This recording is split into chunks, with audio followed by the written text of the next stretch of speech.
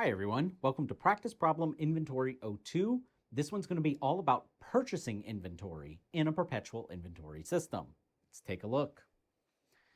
All right, here I give you four pieces of economic activity, and I ask you to journalize each of them assuming a perpetual inventory system. So take a moment, pause the video, try this out for yourself. When you have your journal entries complete, come on back, I'll walk you through the solution. All right, welcome back. So here we go. Journalize the following under a perpetual system. Starting off with A.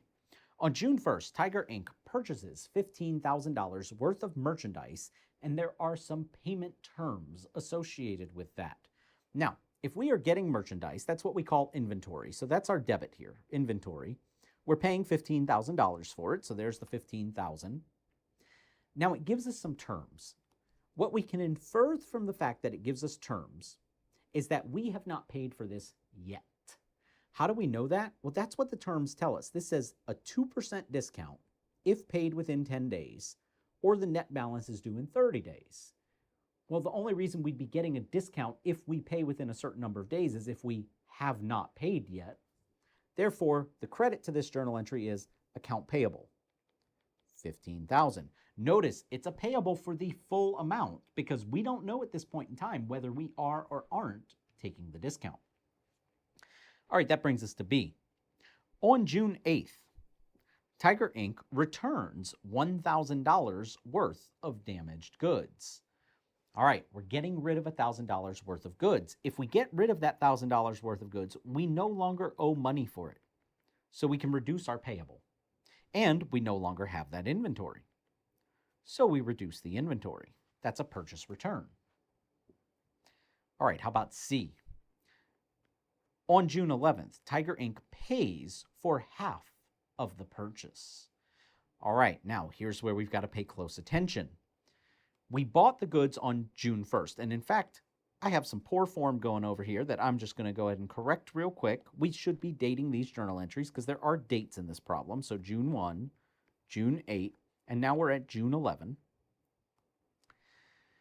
We were told that if we paid within 10 days, we would get a 2% discount. Now, we're only paying half, but we'll still be able to get our 2% discount on the half that we're paying.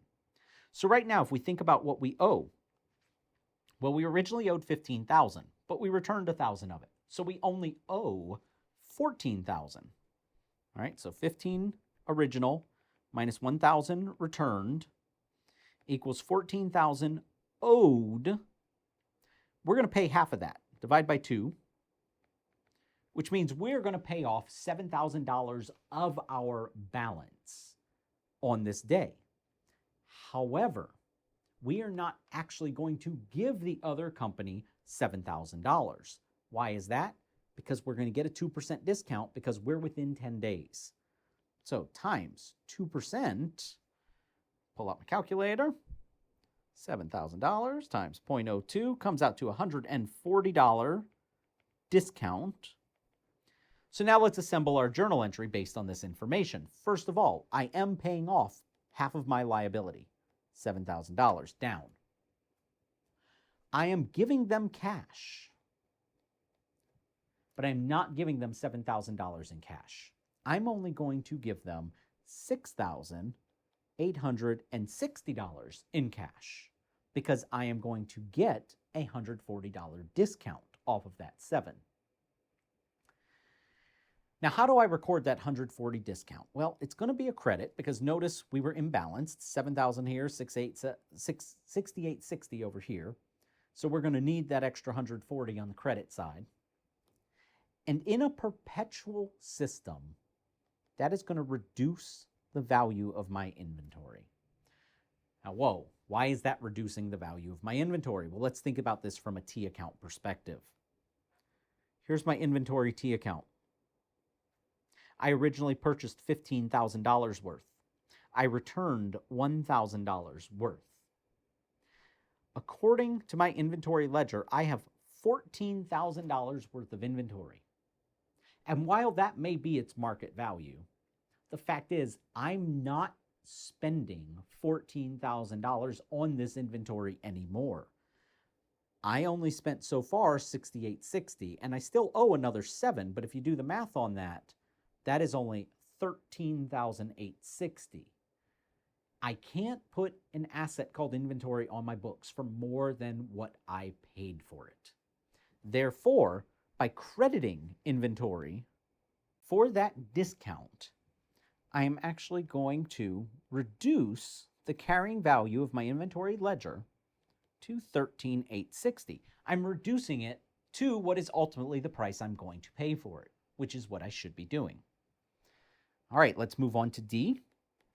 D says on June 15th, so June 15th, Tiger Inc. pays for the other half of the purchase. Now this is just like June 11th. We're paying off the other half of our liability. So liability is going to go down by the other $7,000. That's going to completely wipe out our liability at this point. But in this case, I am out of my discount window. I only had 10 days from the 1st. It is now the 15th, so it's 14 days later. I'm no longer in that discount window, which means I have to pay the full cash amount. And that is my journal entry on June 15th. All right, that was it for this one. Hope you found it helpful. Hope you join me for another.